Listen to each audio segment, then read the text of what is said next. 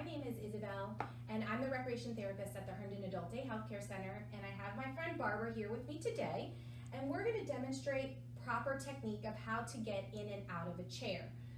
So first thing, as a caregiver, you want to know your participant or loved one, and make sure that you're standing within close proximity to your loved one and assist them as much as they need. You don't want to do it for them, you don't want to help them if they don't need help, but you want to stand close enough where you can assist if need be. So the first thing Barbara's going to do is she's going to scoot to the edge of her chair. Go ahead, Barbara. And then she's going to lean forward and put her arms on the chair, and Barbara will rock until she gets up on her own. And notice how I did not help her stand up. I just gently placed my hand on her back to provide support for her and let her take the time that she needed to stand up. Now, when she's standing up, we want her to stand for just a couple seconds just to get her bearings. And before she makes any turns, it's important that she doesn't make any sudden turns.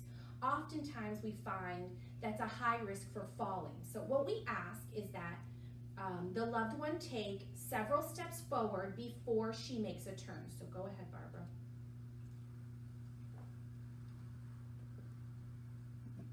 And now she can slowly make the turn. Good. And again, I'm not doing anything but standing within close proximity to her and guiding her with my hand on her back. All right. Thank you, Barbara. We're here again with Miss Barbara, and she's going to show us how to properly sit back down in a chair, which is equally as important as getting up out of the chair. So Barbara, go ahead and move forward. So Barbara's going to align herself with the chair, and she's going to then back up to the chair until she can feel her legs on the back of the chair. And then she's going to let go of the walker and reach back to find the arms of the chair, and very importantly, slowly lower herself down into the chair. Good.